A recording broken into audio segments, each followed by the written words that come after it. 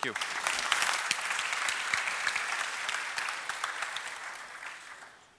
Hey guys, I'm Gabriel, and today we're gonna talk about how you can, I don't know, spy on your neighbors, or smart car forensics, as they call it. But first things first, I'm Gabriel again. They call me the public transportation hacker back in Romania because I disclosed at some point in my past a vulnerability about a MeFare card, maybe you know about it, which allows you to travel infinitely using a bus ticket on all of the system in Bucharest. But after the disclosure, I haven't been able to actually travel freely. So here we are talking about cars with Stefan. Yeah, so hi everybody, it's good to be back here at SecT.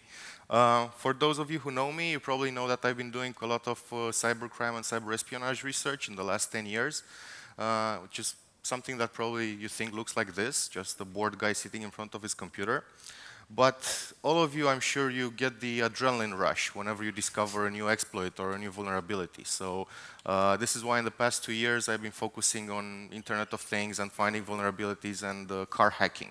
Because the reason why we actually started looking into cars is because we realized that nowadays every car is essentially a computer running on 4 wheels. So if computers can get hacked, cars can also get hacked. And while the consequences of your computer getting hacked are not necessarily that big, so it's not life-threatening if you get a virus on your computer. If you get an infection on your car, it might be a question of life and death, and this is why we are here to talk about automotive security. Little bit of a shameless plug. Make sure to follow this guy on Twitter. He really needs some... I'm not a bot. Yeah, his account looks like a fake account, so he needs some followers there. But yeah, the world right now is on a path towards fully autonomous vehicles, and essentially the automotive industry divides these levels of autonomy into 6 levels. Like level 0 is a horse and the carriage, right? Nothing automatic. While level 5 is a car that drives itself without any kind of human interaction. Right now we're somewhere around level 2 or 3, depending on how new your car is. So you might have some automatic parking functions or cruise control, or to follow the car in front of you using some radars or sensors in front of the car. And sooner or later we get to level 4 and 5. And in order to get to this place where cars are fully autonomous, of course the automotive industry is adding more and more connections and more sensors to the cars that we are already using. And this of course leaves room for vulnerabilities, because the more you connect a device, the more possible ways for a bad guy to go in exist. So one of the motivations that we had for doing this research was Charlie Miller's hack from 2014. I'm sure every one of you know it. For those of you that don't remember, after their hack, Jeep had to recall more than 100,000 cars to actually update the software that was running on them. So they took a big hit after this hack, and I think it was an alarm that was raised for the whole industry to actually start taking security more seriously. So I'm going to pass the mic to Gabriel. Yeah, so let's get to the juicy details. How did we get in, basically? Yeah, just one more thing.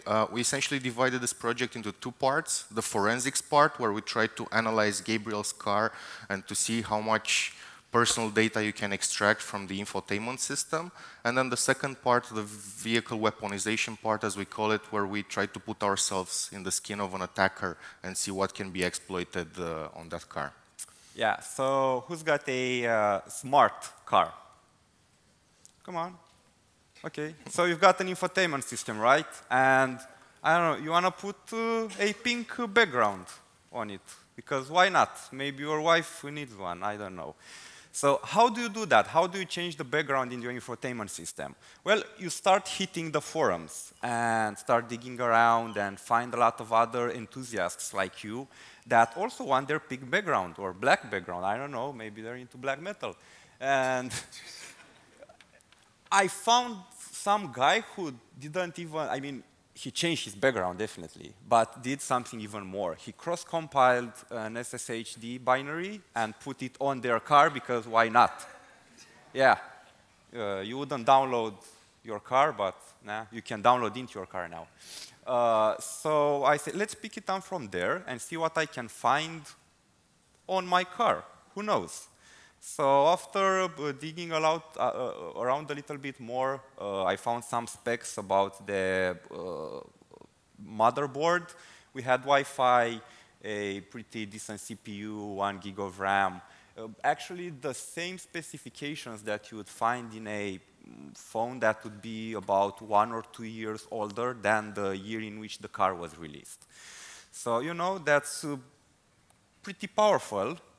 And we found a revolutionary USB debugging technique.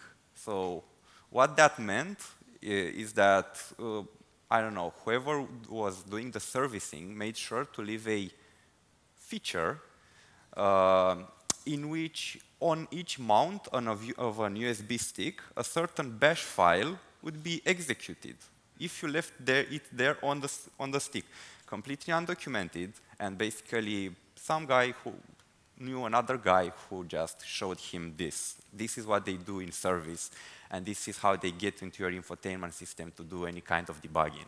So yeah, let's start from there because it's gonna get a lot more interesting. And by the way, it also has a GPS module soldered, so you can get rid of the GPS module. It's got all of the drivers, everything is accessible, even a tool that you can use to get your GPS coordinates and then parse them further and get a latitude and longitude. And we basically had a computer on 4 wheels, as Stefan said, ready to be dissected. So after diving in, one of the first things that we found is that you even had a nice binary for displaying debug messages and showing everything that you would actually need without the SSH even. We had to disable the firewall because, yeah, your car needs a firewall in 2018. Started the SSH daemon, and we got in. Even the password was something really boilerplate, you know. And what did we find? Don't imagine that is this big project that took months or something like that. This was all that we found within a couple of days of non-continuous work, so just skimming around and looking through the file system. And one of the first files that jumped into our eyes was an SQL one, which had info like this. So those are the numbers in my phone book. They were being stored completely unencrypted in plain text in an SQL dump. Why?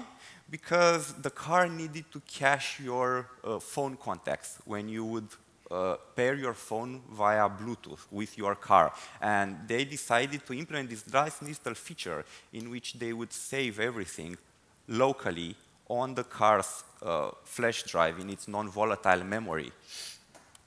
And I found another file which shows to me that I'm calling my girlfriend way too often. And after, these are the low-hanging fruits. After digging around a little bit, we found another interesting file named routes_a, caps lock, for cruise control.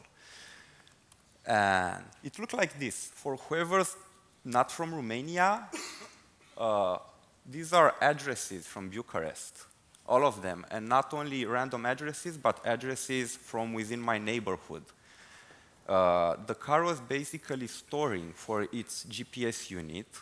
It was storing all of my favorite places, my favorite pickup points, and my favorite places to go, and correlating them together to build a most recent list, so it can suggest hey, do you want to go to the mall? Let's go to the mall. You went there to the mall yesterday.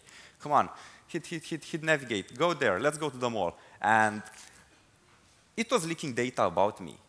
And not only this, it was leaking voice profiles, vehicle status information, how often was I braking, how hard I was braking, stuff that's not that dangerous by its own, but just imagine what it could happen if it would have fallen into the hands of an insurance company. Yeah, good luck finding somebody to insure your car after this. But yeah, by the way, And just to add something, so you know, forensics is something that law enforcement does. Whenever they arrest a suspect, they do forensics on their phone, they do forensics on their computer. This is going to be a big business in the future, forensics on, you know, any kind of Internet of Things device, because if you're a murder suspect and you drove your car to the murder, then probably there's very good evidence that police can find on your onboard or infotainment system. And one last really neat thing that we found was that the car was actually crawling through my file system for relevant metadata about the media that I had found. So even though, for example, Telegram is a secure chat platform, it's not secure again. If you download, for example, an MP3, a media file, anything like that, then it would get indexed by your car, and then whoever has access to your car then also knows that you're using Telegram or whatever else you'd be using. And yeah. So the feeling that we got after spending these couple of days analyzing this random Linux system running on the car was that this system was made by some engineers who never had to work on a system that would be connected. So we got the feeling that this infotainment system was meant to stay there, air-gapped, so you could listen to your radio and cassettes and the CDs, and that was it. But then all of a sudden they had to add Bluetooth to it, they had to add Wi-Fi, they had to add GPS and USB, so all of a sudden they opened the doors to the attackers. It's not only a feeling. One of the engineers actually contacted me after I did a talk somewhere in Romania and basically confirmed everything. He just said that security is the stuff that the project manager cuts just to reach the deadline. So, of course, not all automakers are like this. You know, some cars like the Teslas, for example, they have over-the-air updates, so at least they don't have to recall all their cars in case there's a security failure. But yeah, what we understood from talking with some engineers that are also working in Romania and companies that are developing these infotainment systems is that their management never actually talks about security until the project is almost ready to ship. So they first care about the functionality, and then only before it's ready to ship, they start thinking about security. So I guess this is pretty common in other areas as well, not just cars. But with cars, the consequences can be harder. So moving on to the second part of our project, the vehicle weaponization part. We essentially gave a little bit of thought and tried to put ourselves in the skin of the attacker, like I said. And what we did was we essentially glued together different components that were already present on this infotainment system. By the way, some of them weren't even used by the infotainment system, so they were just forgotten there by the developers. They probably needed them during the development stage, but they were not needed in production. But still, the tools were there. So the POC that we created was essentially a GPS tracker that would be deployed through the same script that initially granted us SSH access. We used cron to keep itself alive. And the script would essentially constantly look for open Wi-Fi networks in the range of the car, plot these networks on a log file together with the GPS coordinates that we would get from the GPS module. And then whenever an open Wi-Fi network would be in the range, we just would connect to a server that we control and upload all of this data, essentially achieving a situation in which we were war driving without a laptop. So in order to make our managers understand what we are doing, we plotted this on a map so that they could actually see the Wi-Fi networks on the map around Bucharest. One picture is 1,000 SSIDs, so. So yeah, of course, we wanted to do a live demo because we are security people and we loved live demos. And we talked with the SecT organizers about bringing a car here on stage, but they said it would be a little bit complicated to do that. It's the taxis. So yeah, we took a little video recording of Gabriel driving his car around his neighborhood, and you will see a pop-up showing up on the display every time there's a new open Wi-Fi network in the range. Of course, we added this pop-up just for the demo. In reality, if you would install something like this on someone's infotainment system, of course, they would see nothing on the screen. So Sorry about the shakiness of the video. We don't have the best roads in Romania. But yeah, this is our demo, so thank you very much.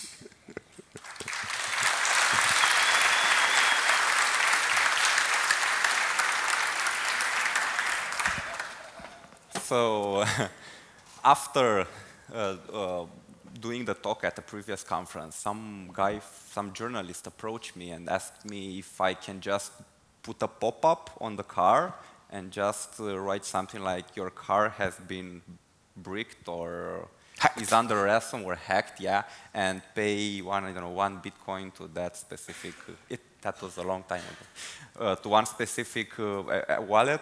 And I said, hey, that's like a great idea. I mean, you pay a couple of 10 grand, 20, 30, $40,000 for your car, then paying $5,000 just to unbrick your car sounds like a bargain. You know, you're getting off cheap. So it all depends. Right now, the only attack vector was inserting an USB stick into your car, but with the advent of, I don't know, more companies using OTA and having supply-side attacks, you would never know when you're going to get a hacked over-the-air update and brick your car, and then you need to actually pay the ransom for it. But yeah, this brought us into the domain of looking at other applications of what we did. We tried to fuzz the CAN, and then realized that instead of actually trying to fuzz the CAN, we can do something better. We can just fuzz the sensors, because most of the cars use these really cheap ultrasonic sensors for detecting distance for the car in front of you and the car in the back. And my car has this really neat feature that it breaks if there's something in front of it. So some guys who are into robotics decided to basically jam the same sensor series that my car also has for their robot contests. And it looks like that it's actually possible. So you can just take another ultrasonic speaker and push a lot of noise in the direction of the car, and you would completely confuse the sensors. And this goes for ultrasonic rangers. It goes for LiDARs, like the ones that my car has as well, the upper range, the newer range. And you can even do that for spoofing radar signals. So these guys managed to use a piece of Keysight equipment and a signal mixer in order to prevent a Tesla from starting from wherever it is. And it might be really expensive now. You need, I don't know, about 20,000 or 30,000 euros to invest into a rig that can do this. But that's what they said about SDR about 10 years ago.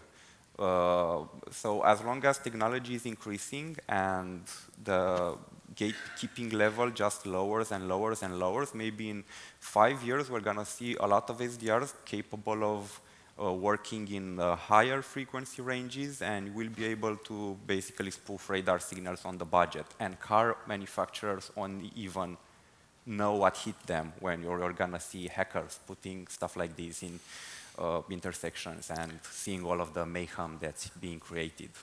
By the way, you can take what Gabriel said about the decline in prices when it comes to hardware and radio, software-defined radio, as a call to action.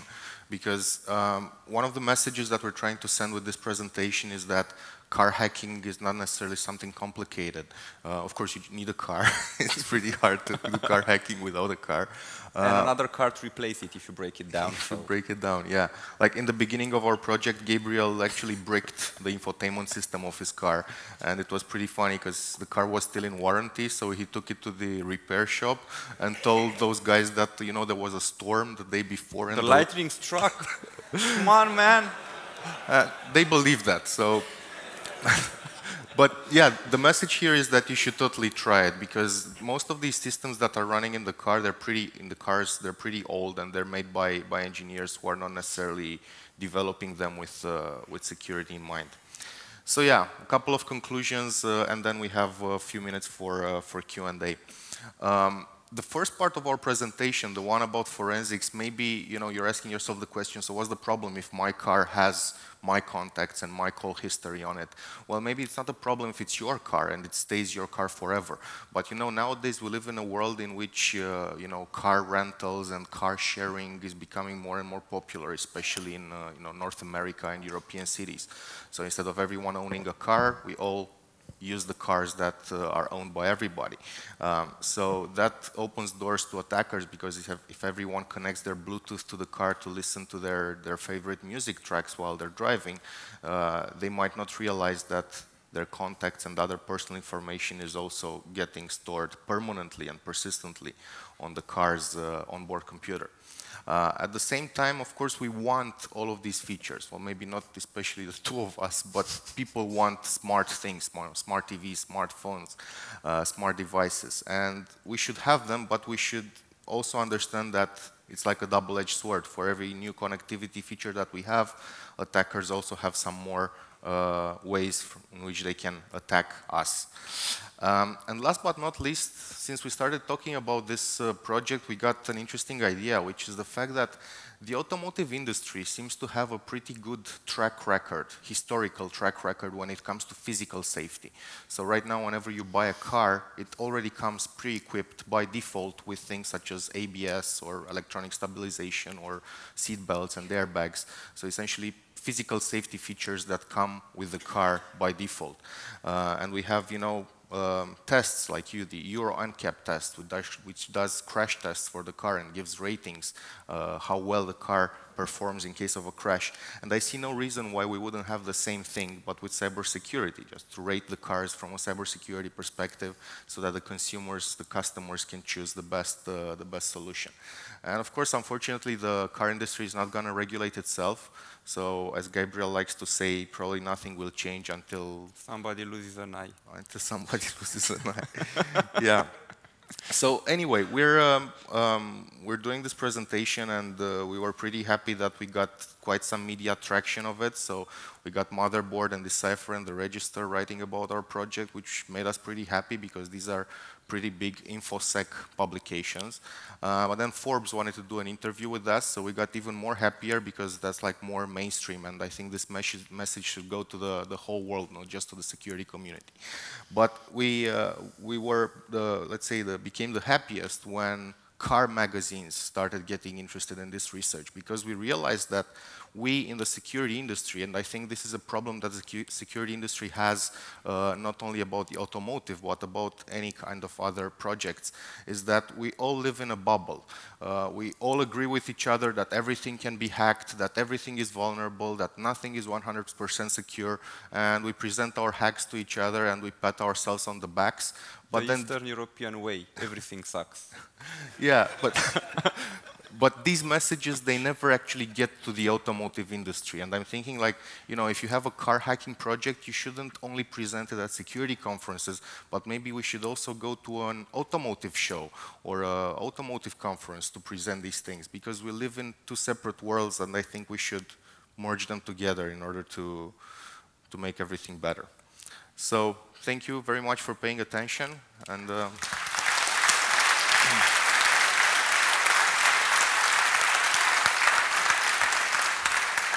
thank you. And you have 6 minutes for Q&A. I must have missed it. What car do you drive? Some guy, Thomas Brewster, found out that we were talking about Mazda, allegedly. So initially we didn't want to disclose what car is driving, but you have the video with the dashboard, so if you drive that car, you probably recognize the signs are there. And I kind of feel like someone should do a project where you just go rent like luxury rental cars and just download everything.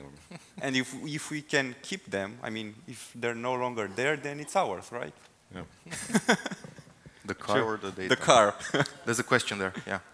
So I'm here with a rented cars, obviously, because of the hands-free and everything. I had to, and I know the risks, and I'm still gonna erase my phone. But like you guys show, maybe when I erase the Bluetooth, it still keeps the data.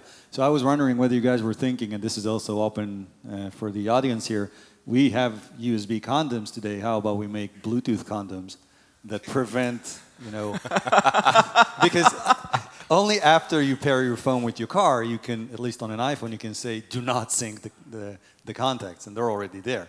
So like a man-in-the-middle Bluetooth device to prevent that. That's actually, I mean, it's a very valid idea, but I would like to live in a world where we don't need so many condoms. I mean, I would love to have a Bluetooth gateway, but I wouldn't love to carry it with me, So something like a Bluetooth firewall, but if it means another device that I should carry with me, yeah. As a request to the phone companies, one more question the over here. phone manufacturers. Did you have a look at the CPU in the car? Like, Yeah, it was a Freescale thingy. oh, okay. So here An I was ARM. thinking, like, you mentioned ransomware on cars, and I'm thinking, well, why don't you put a toolkit on a car and then send it, like, put a toolkit on a company car, I don't know, write some malware in Go, because it compiles to everything, and then infect the car, and then send it back to work, and then just look at stuff and capture packets and do what have you. Well, at one point, when Blueborn hit, we wanted to investigate onto how we can port the vulnerability, and we discovered that the Bluetooth stack was so old that the vulnerability was not there. But imagine what's gonna happen in a couple of years when all of these Android phones and tablets that were vulnerable are gonna get put into those cars, because that's what happens in the end. You're gonna have these vulnerabilities present. And have you seen the Fast and the Furious 7? The last one. So we're gonna have the car botnet. Yeah, that's gonna be a scenario. So thanks for the show, guys. And a question around scope. So the test that you did you get any like feedback, like how common is this infotainment system? Like in how many cars, how many models? All of them. So with this specific brand, all of the models share the same infotainment. And we cannot confirm this, but we just heard about it, that the company that develops this infotainment might probably reuse a big bunch of the code for their other projects, other brands that they work on.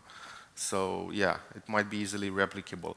One of the ideas that one of our colleagues, Chuck McCauley, a guy from Boston, has is to make a generic USB that would auto-run on every vulnerable infotainment systems, so that people, for example, can track their own cars.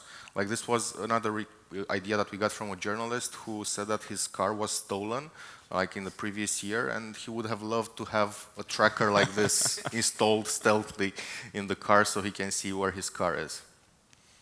Cool, thanks. Yeah.